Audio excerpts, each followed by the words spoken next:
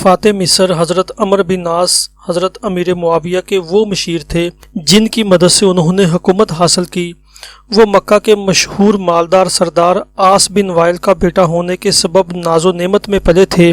باپ نے ان کی تعلیم و تربیت کا خصوصی اہتمام کیا تھا۔ عاص بن وائل اسلام کا شدید دشمن تھا جس نے آخری دن تک مسلمانوں کو تنگ کیا۔ عمرو بن عاص نے بھی کئی سال تک اسلام کی شدید مخالفت کی، یہاں تک کہ مومنین نے اہل مکہ کی زیادتیوں سے تنگ آ کر حبشہ کی طرف ہجرت کی تو عمرو بن عاص نے شاہ حبشہ سے مطالبہ کیا کہ ہمارے باغی ہمیں واپس کیے جائیں۔ بدر و احد اور احزاب کی جنگوں میں عمرو بن عاص نے قریش کی طرف سے شرکت کی۔ غزوہ احزاب کے بعد عمرو بن عاص نے سنجیدگی سے سوچنا شروع کر دیا کہ اگر بتوں میں کوئی جان ہوتی تو اتنا بڑا لشکر کبھی ناکام نہ ہوتا۔ ان کے اندر سے یہ آواز بھی آئی کہ اگر آخرت کا وجود نہ ہو تو اس دنیا میں کیے گئے ظلم و جوار کا حساب کہاں ہوگا۔ اس ذہنی الجھنوں کے دور میں انہوں نے حبشہ کا سفر کیا اور وہاں شاہ نجاشی کی خدمت میں چمڑے کا تحفہ پیش کر کے حضور علیہ السلام کے سفیر عمرو بن امیہ کو قتل کرنے کے لیے اپنے حوالے کرنے کا مطالبہ کیا۔ نجاشی اس وقت تک مسلمان ہو چکا تھا۔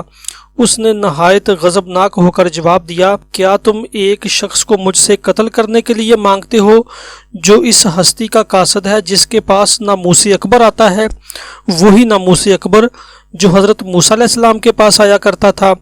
عمرو بن عاص کا اپنا بیان ہے کہ اس جواب سے یکسو ہو گیا اور اپنے ساتھیوں سے کچھ کہے بغیر مدینہ کی طرف روانہ ہو گیا۔ راستے میں حضرت خالد بن ولید ملے۔ وہ قبول اسلام کی غرض سے مدینہ جا رہے تھے، چنانچہ دونوں نے حضور علیہ السلام کے دست مبارک پر بیعت کی اور اپنے ماضی سے استغفار کی۔ قبول اسلام کے بعد حضور علیہ السلام نے حضرت عمرو بن عاص کو ذات السلاسل اور سوا کی مہمات کا امیر مقرر کیا اور دونوں آپ نے کامیابی سے سر کی۔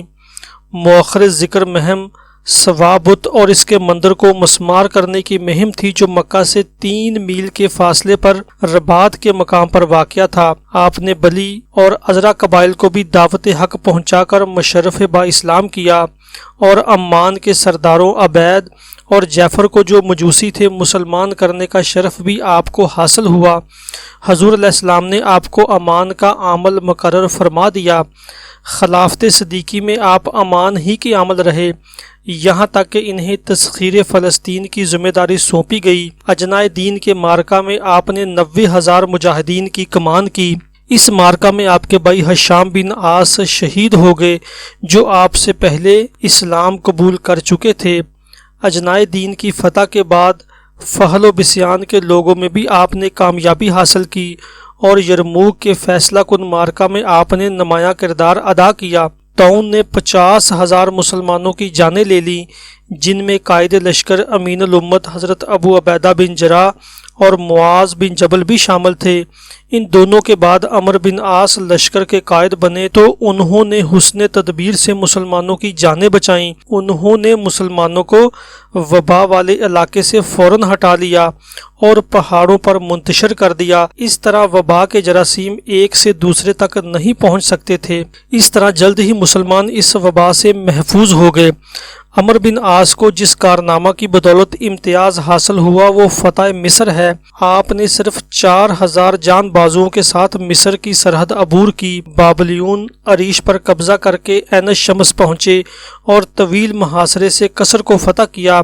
اس قلعے کے پاس آپ نے فسطاط کا شہر بسایا جو بعد میں اسلامی مصر کا دارالحکومت قرار پایا۔ اس فتح کا سب سے اہم مارکہ سکندریہ کی فتح ہے، جس کے بعد شاہ مصر نے مسلمانوں کی اطاعت قبول کر لی اور مصر کی تسخیر مکمل ہو گئی۔ مصر کے بعد عمرو بن عاص نے طرابلس بھی فتح کر لیا، تاہم امیر المومنین نے افریقہ، تیونس اور الجزائر اور مراکش کی طرف پیش قدمی روک دی۔ مصر کی زرخیز علاقے کی آمدنی نے مسلمانوں کا معیار زندگی بلند کر دیا تھا۔ حضرت عمر کو عیش کوشی پسند نہ تھی۔ انہوں نے عمرو بن عاص کے بیٹے محمد بن عمر کو ایک قبطی کو پیٹنے کے بدلے میں اس قبطی سے کوڑے لگوانے کا حکم دیا اور عمرو بن عاص کو بھی سختی سے تنبیہ کی۔ عثمانی دور حکومت میں حضرت عمرو بن عاص نے مصر کا خراج بڑھانے سے معذرت کی اور لکھا کہ اونٹنی اس سے زیادہ دودھ نہیں دے سکتی۔